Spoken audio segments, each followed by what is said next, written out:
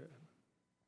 Well, it's 5:30, and we will call the meeting of Planning and Zoning Commission, July the 18th, 2023, to order. Roll call, and let the record reflect that all members are present. Approval of the agenda. Has everybody had a chance to look at the agenda? If they have, I'll entertain a motion to approve. Motion to approve. Motion to approve in a second. All in favor say aye. Aye. Agenda is approved.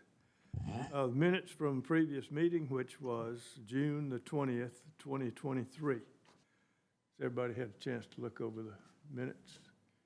Any corrections, deletions, additions? None seen. Hearing none, I'll entertain a motion. So moved. Motion to approve. Second. In a second. All in favor say aye. Aye. Aye. Aye. Minutes are approved. Report from Mr. Code Officer. Nothing to report, Mr. Chairman. Okay, thank you. Old business, seeing no old business, we'll move to new business. Under new business, item number 1 is a request for a preliminary plat approval for Bell Street subdivision. Mr. Code Officer. Thank you, Mr. Chairman. This is a preliminary plat request for a total of 4 lots. These are 4 infill lots. Had this property not done just a small division last, I guess it was in late 2021, then this would have been eligible for a straight administrative infill plat for the 4 lots. There was 2 existing lots that were off of Church Street here that you can see on the screen, and then they were proposing the 2 new lots off of Bell Street south of those properties. And because it was a minor subdivision plat in 2021, it now requires a preliminary plat approval. The plat's been submitted, meets all the requirements of the development regulations, and the recommendation is approval as submitted. Thank you. Is there anyone present to speak for this request? Yes, sir. Hey, my name is Patrick Stewart, and I'm the owner of these properties right here. So, as far as questions, do you have any questions along with the plat? Does anybody have any questions? I do not. Anybody have any questions? No. Okay. Thank you, sir. Yes, sir. Appreciate Thank you all. I have to ask if there was anyone present to speak in opposition to this request. Seeing none, we'll entertain a motion. Motion to approve. Motion to approve. Second. And a second. All in favor say aye. Aye. Request is approved. Item number 2 is a request for a COA at 801 Pavilion Parkway for a fast food restaurant. Mr. Code Officer. Yes, sir, Mr. Chairman. This is a certificate of appropriateness request for a fast food restaurant with a drive-through. This is one of your outlots out in the Monroe Pavilion development. This is adjacent to a lot currently under development now for a Whataburger. This is just west of that. It is for a Panda Express. And you can see on the screen here, they've shown both sites, but their site is to the west here on the left side of the screen here, and it will have parking on the east side of the lot with drive-through lanes going around the building to the western side of the building itself. Those will be dual drive-through lanes. The dimensions shown on their site plan meet with all of your corridor design overlay district standards for the Pavilion Parkway in 78. They've included a landscape plan also with the request, all of it meeting the requirements of your landscape requirements in the corridor design overlay district. Includes 20-foot landscape buffers on both Pavilion Parkway and along 78, and they've had to encumber a greater distance to that because there's a existing raw water line easement for the city going through the southern portion of this property. And they were able to accommodate that and their site plan. The proposed architectural renderings that you see on the screen before you, those all comply with your requirements for materials in the corridor design overlay district. This is a look, I believe, the north side is looking, the left side of the north image is looking east, and I believe the right side of that is facing north. And then the back of that, the ones on the bottom are your drive-through window lanes. They've included a comprehensive sign package that appears to comply with your sign requirements for the corridor design overlay district.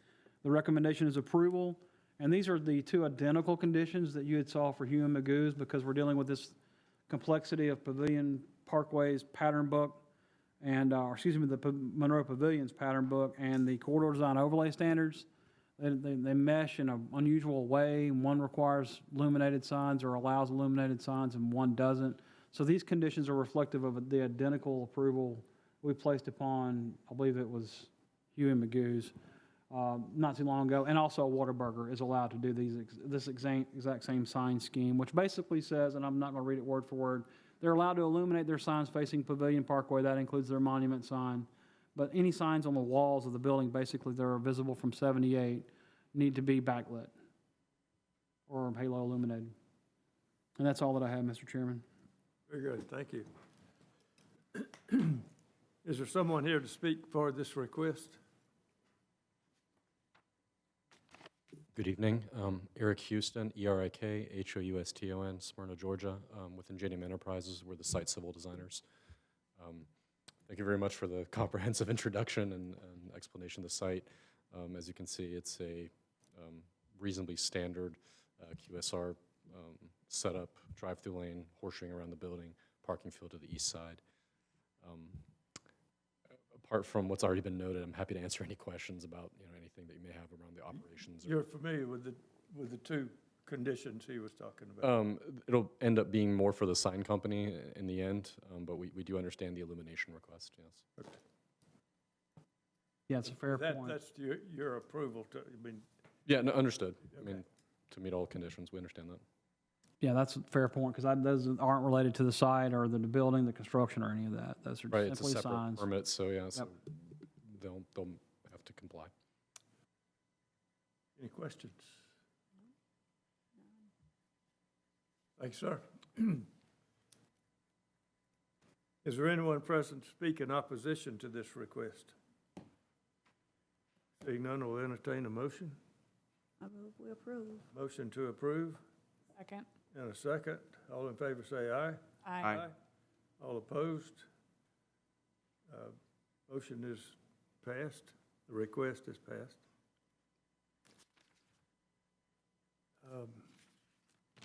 Item number 3 is a request for a conditional use permit at 113 North Broad Street for a beer/wine retail store.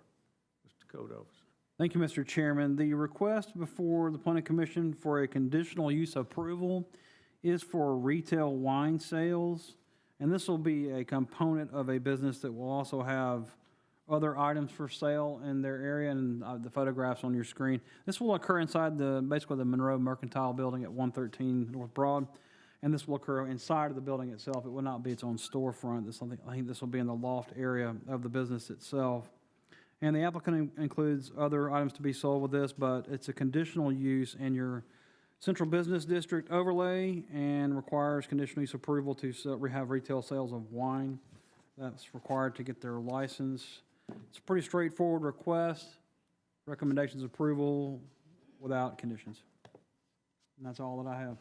Okay, thank you. Is there someone present to speak for this request?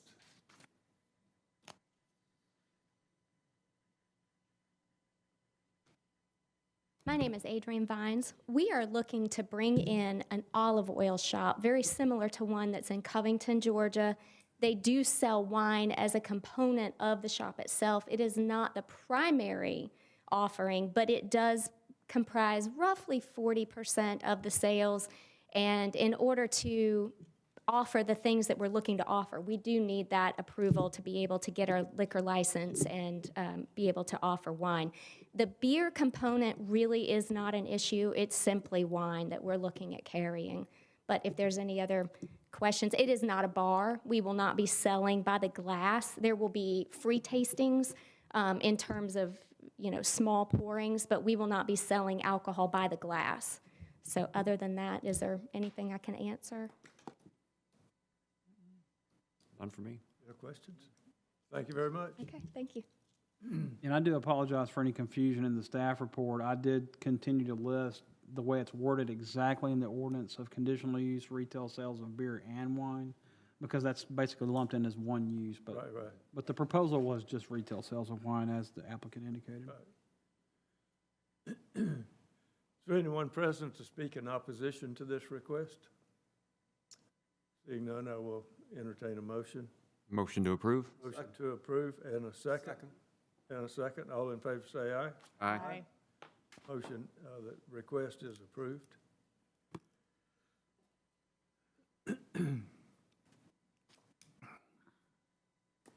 Item number 4 is a request for a rezone at 707 South Madison Avenue from R2 to PRD. Mr. Kodos.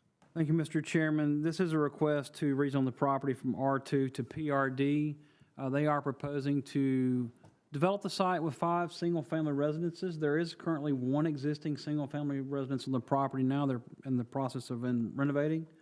This is inside the Historic Preservation Overlay District, and they've gotten their approvals for all of the home types, including the renovations to the residence itself. And so they are now asking to rezone this property to a PRD. This property is also located in your Monroe and Walton Mills Historic District, and the development parameters that are outlined in that, which this development is similar to that, it forces the property to be developed as a condominium. And in this case, it's more reasonable for this property to be developed with single-family lots. So they're proposing a unique component in their request is that these homes will be on their own feasible lot, as opposed to being required to be condominium. And so that makes this planned development relatively unique. It will be an incremental form of development inside the historic district of that area. And they are proposing that it be accessed, although at least the 5 lots will be accessed from a common private drive off of South Madison Avenue. As you can see on the plan behind you, that it will go behind 3 of the lots that will face on north, and then there'll be 2 lots that will be accessed on the north side of the property from the common drive, with one of those having that frontage, the existing residence, the frontage on South Madison Avenue. And as I said, these have, the homes have their historic preservation approval already, and they included those designs in their pattern book that's included with the rezone request itself. They've also included all of their development controls, so this will be like your other planned districts in the city that has its own specific architecture and controls. And they included some other sample photographs of the proposed development, but this will be a unique incremental development for the city. And the recommendation is approval as submitted without any conditions. Thank you. Is there someone present to speak for this request? Good afternoon. My name is Lori Volk. This is my partner, Bruce Henley. We're the owners of the Overlook of Monroe. Thank you, Brad. I couldn't have described it any better than you did. So we're happy to answer any questions about it if y'all have any. I only have one question. What is your target price point for these houses? Strictly for curiosity. Barring any unusual increases in materials at this point, we're looking at $325 to $350. Great. I think it looks nice. And when you say incrementally completed, the 5 lots you have there now, when do you expect those to be filled and completed? What do you think? Currently, there's one home that's already existing. Right. Construction of 4 homes instead of 5. Our goal is to build 2 and then build 2 more. So within 12-month period. And if I could supplement their answer, though, they will need to go through the preliminary plat process, which they can initiate as soon as they go through the rezone itself. They can submit their preliminary plat. It should be pretty straightforward at that point. Their development construction should be limited as far as site development is concerned. They already have an existing residence there, and this doesn't require any public dedication of roadways or infrastructure or anything of that nature. It's basically building a driveway. Any other questions? Thank you. You're welcome. I'll ask if there was anyone present to speak in opposition to this request. Seeing none, I'll entertain a motion. Motion to approve. Motion to approve. Second. And a second. All in favor say aye. Aye. Request is approved. Item number 5 is a request for a preliminary plat approval for Brookland Commons for 142 lots. Mr. Kodos. Thank you, Mr. Chairman. This is a renewal of a previously approved preliminary plat for the Brooklyn Commons project on Good Hope Road. It does include a total of 142 lots on approximately 43 acres. There are no changes to the previously approved preliminary plat at all. In fact, I think the actual one change was they removed the phasing that's on the development because it's been completed at this point. But they need the preliminary plat to be reapproved so we can reissue the LDP, and they may finish and complete the development. It's pretty straightforward. The recommendation is approval as submitted without corrections. Thank you. Does someone present speak for this request? Yes, sir. My name is Ed Lane with Smith Planning Group, speaking on behalf of the project. As Mr. Callender outlined, that's exactly right. We're just renewing this preliminary plat because the LDP has expired, and we want to reissue that so that construction can be completed and the final plat obtained, which they are pretty close to getting. So we're here available if there's any additional questions, but that's it. So, do you expect to start construction within the next 6 months? Yes, sir, absolutely. Question on follow-up with the one Nate had earlier on the price point. What do you estimate the price point would be in these houses? Good evening. Bill Schmidt, McKinley Homes. We'll be in the 350s. Might even bump the 4s out there on some of the single-family stuff. And what about the square footage of each?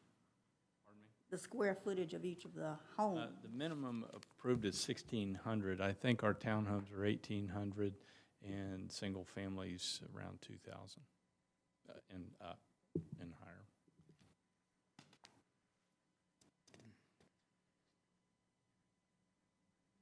Thank you. Any other questions? Is there anyone present speak in opposition to this request? Seeing none, I'll entertain a motion then. Motion to approve. Motion to approve Second. and a second. All in favor say aye. Aye. Aye. Request is approved.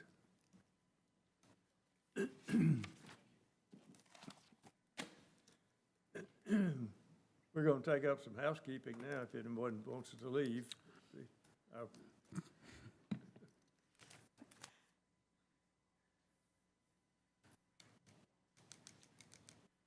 Thank you for coming.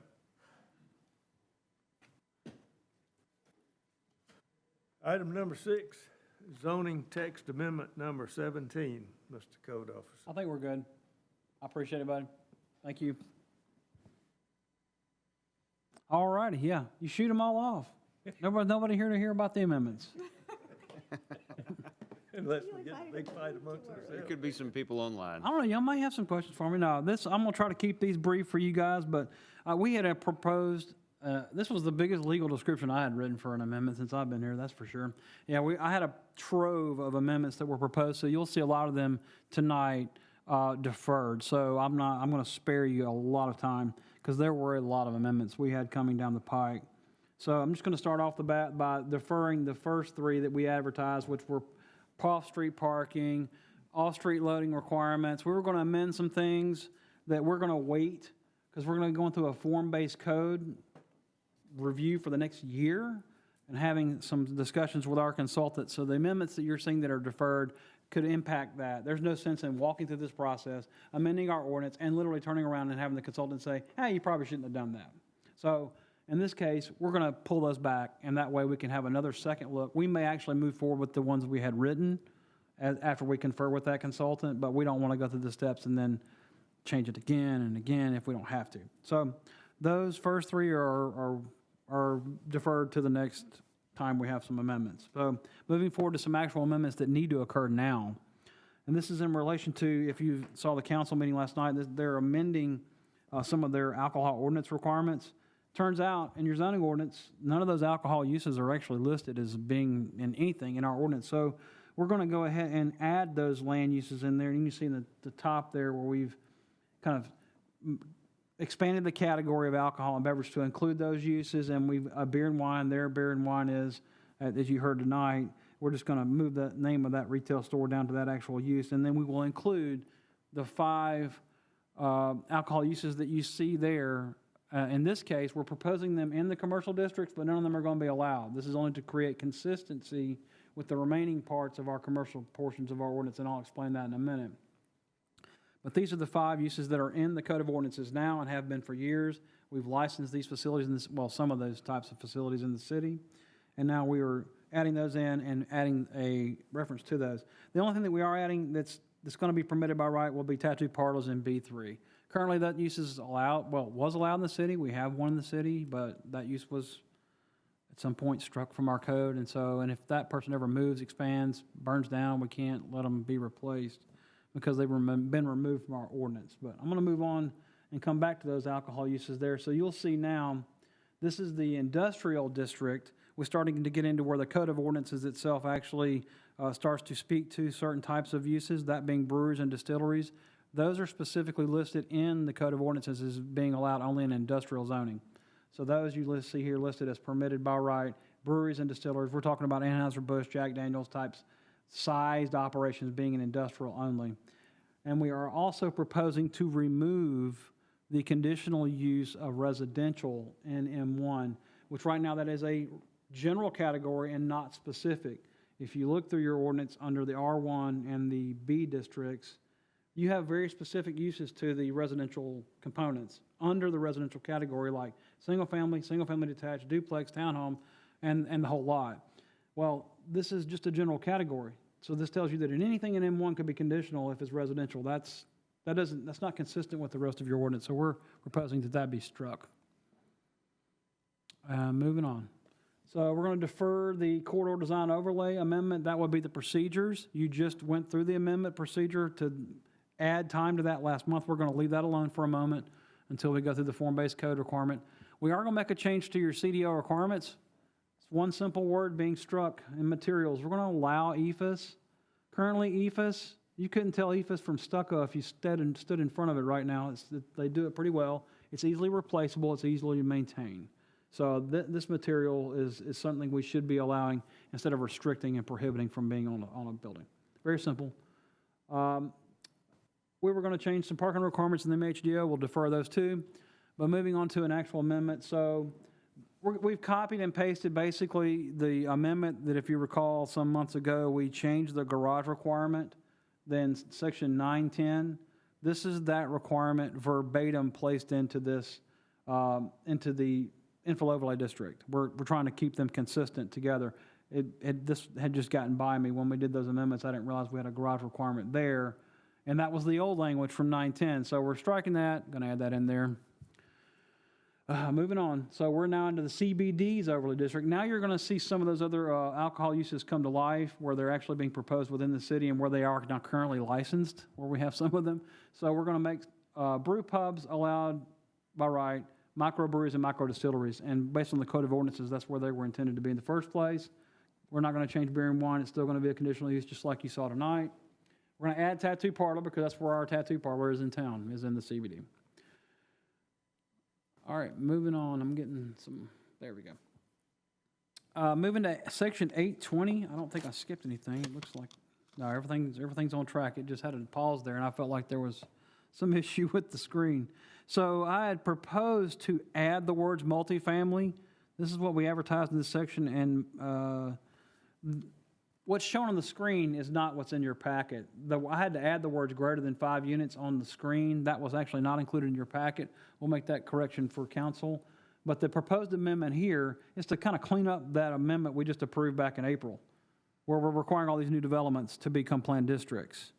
So this one kind of clarifies that. We need to take out multifamily because someone could do an R2 by right in the city, and we're not trying to prevent that from happening, and include that as a requirement to be a planned district. It has its own standards in R2 that are very, very specific. So this is to accommodate an infill development, not too dissimilar from what you saw tonight in a rezone. And that rezone is different than what would be allowed here. They could actually have pursued that in a planned district. And we're not saying anyone can't go through a planned district rezone for 5 units. But if I have an acre and a half in the infill overlay district and I'm allowed by right to create 3 lots, the way it's technically worded now, they'd have to go through a planned district rezone. and that's nonsense. That was not the intent of that plan district rezone requirement.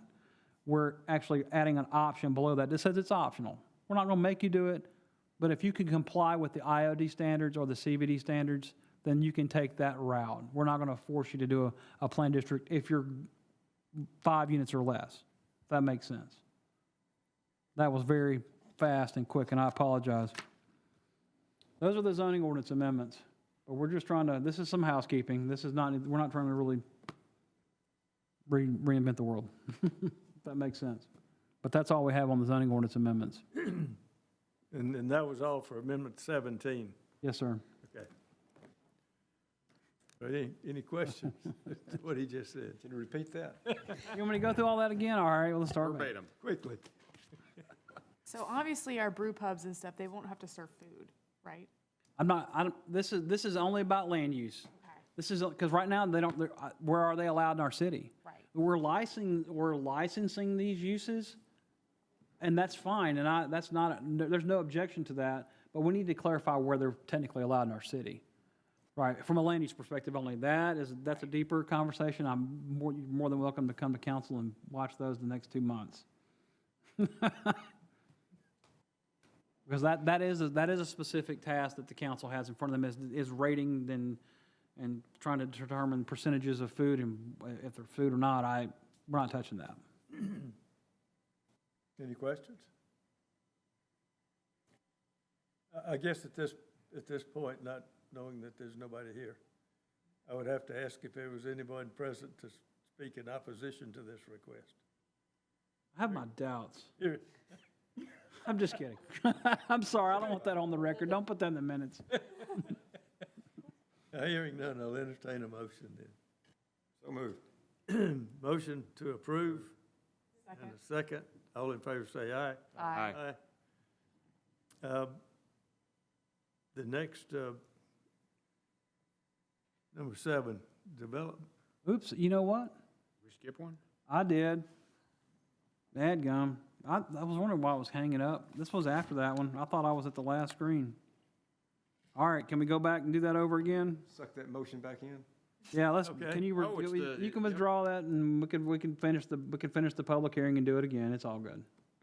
We'll just, let me present this last one, and Go ahead, and then you then can we'll do we can redo that step, okay? All right. I apologize. I thought I was done. I definitely need a pair of eyeglasses, is what I'm learning right now at this juncture of the evening.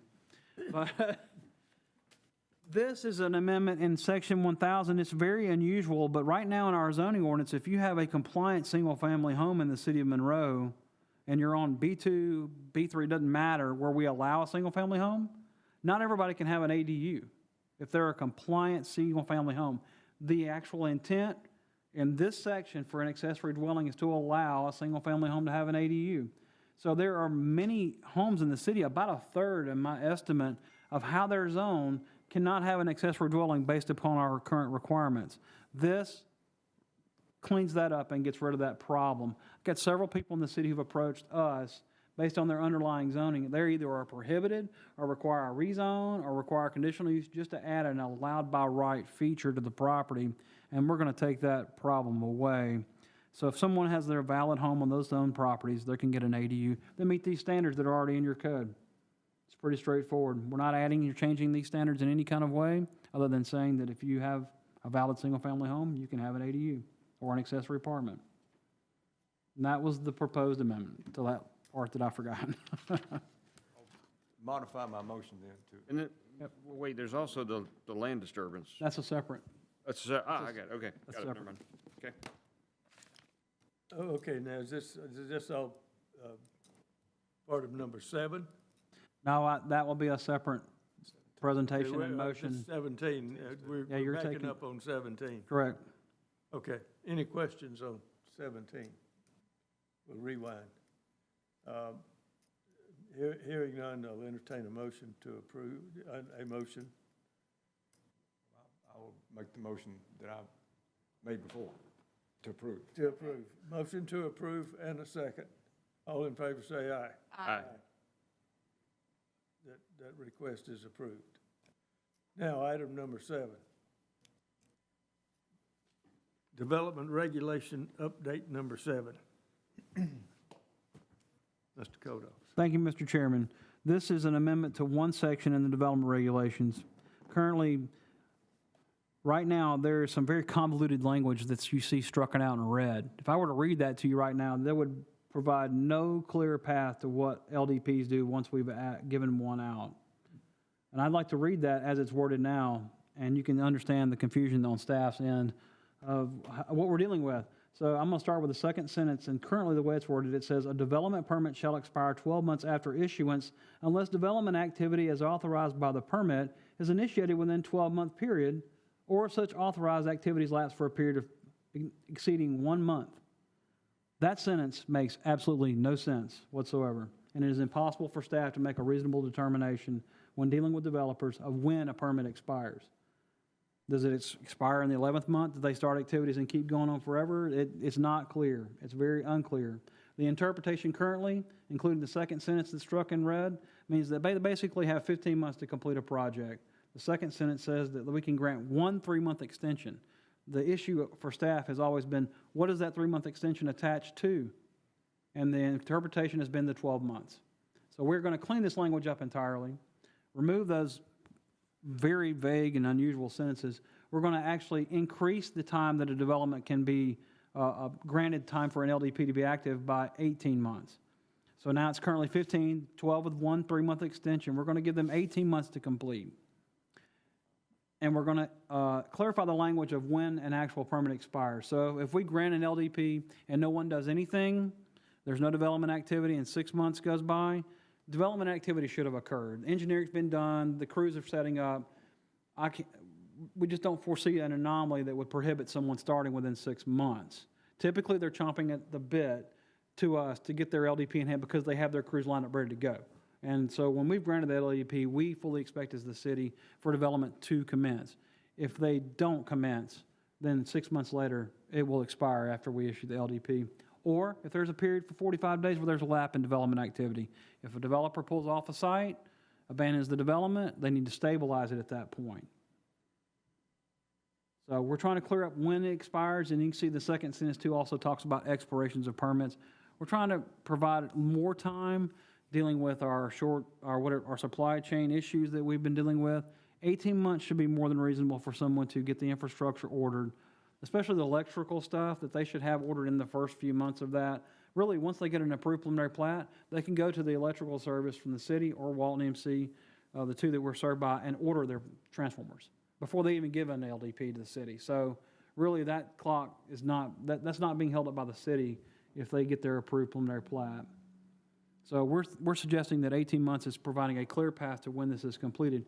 If someone is not going to have their development finished, they would either need to reinitiate a preliminary plat submittal to get it renewed so that everything can be renewed just like you've seen tonight, or they need to submit their final plat if the development's complete. It's pretty much the point where we're at dealing with all the developments now currently, except we have this really odd, convoluted requirement. And it's made for a lot of contentious moments with developers, and we're trying to remove that and be clear about when they expire and when their activity expires, how their LDP expires itself. And that's a very long discussion about one amendment. Theoretically, a developer could reapply for a new permit before the 18-month period expired. So in other words, you're sitting at 17 months and they know that they're not going to finish. Do they have the ability, or do they have to wait until it expires to come in? A new LDP? Yeah. I know, so all right, and just so you know, we had some robust discussion this afternoon about that. I mean, right now, we're saying that at 15 months, they need to have the development complete and a final plat like in the building submitted and ready for council consideration. So to answer your question, if they are in the 17th month, we're not going to be able to reissue the LDP at the end of 18 months. They're going to have to reinitiate the preliminary plat process because the preliminary plat expiration is hinged on that LDP expiration. And if that expires, the preliminary plat's expired. They both expire simultaneously. And the only way we can grant a new LDP is if they have a preliminary plat approved by City Council. It's tough. It's tough. If you guys think that 18 months is not long enough, if you want to grant them more time for someone to finish, I'd I'm open to that, and council may be open to that as well. I mean, I certainly am open to that discussion. I think we're giving the developers now a pretty limited window with 15 months, so that's why when I discussed this with Pat and just dealing with some of the issues we've dealt with, I'm like, well, let's just add 3 months to it. If they're not getting it done in 15, then maybe they can get it done in 18. Because the biggest issues we saw were transformers taking a year. Well, you start developing and you got your LDP and it's taking a year, you got 6 more months to get a final plat to us. That was our mindset in thinking of the 18 months. Maybe answer or clarify a little bit, if they applied at 16 months, in theory, the LDPs could keep rolling. No, the LDP will expire.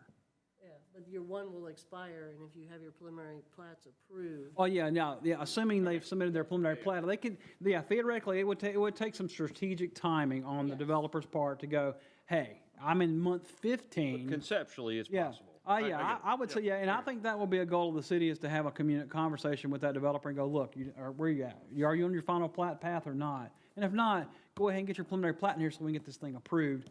And they could theoretically, as Laura described, be on the track to renew that LDP without delay in their development. It would take some strategy and some planning ahead on the part of the developer, really. If they know they're not going to get it done in 18, they already should know that they need to be having a conversation. That's kind of what I was thinking, is that either going to get it done or they know they're not going to get it done. Yeah, they're either going to be scrambling to get that final plat to us, and like I had discussions with Pat as well, is that, okay, let's say that the developer is on the site and he's in month 17, and he's done, and utility's good, I'm good, we're all good, the site's done, streets are, top and all that stuff, and they got everything submitted and ready for development, and we would allow a final plat to be submitted. The LDP can lapse at that point. I don't think we have an issue with that if they have submitted a final plat for consideration. So there could be some overlap where we're not going to say you can't do a final plat now because your LDP expired. That would be nonsensical, if that makes sense. So it's always a challenge for us. We don't want to see people rush in, but it seems like there's always some issue that would push people into a point, not necessarily procrastination, but the factors, the environment, economy, all kinds of things that will push, development to the edge of time, it seems like. And of course, we'll try to work with the developer as much as we can. I just feel like that this language helps us a little bit better, especially instructing them. If they're in month 15 and they're not close, that's going to be it's going to be get that preliminary plat back in here as soon as possible. Okay. It's not like I guess, and let me clarify, it's not like a building permit where we can, it takes 2 years to build your house or whatever. That's no big deal. That is a site that's been developed. There's not a need for there being land disturbance inspections going on, including the installation of utilities in the ground in a manner that's going to be dedicated to the public. So there's a big difference between that type of construction and land development. If that makes sense. All right? All right. That was it. Any other questions? Then I'll entertain a motion. All right, we need to see if there's anyone here to speak in opposition to this request. Seeing none, I'll entertain a motion. Motion to approve. Motion to approve. Second. And a second. All in favor say aye. Aye. It is approved. Number 8, adjournment. I'd like to have a motion to adjourn. Move we adjourn. And a second. And a second. All in favor say aye. Aye. We are adjourned.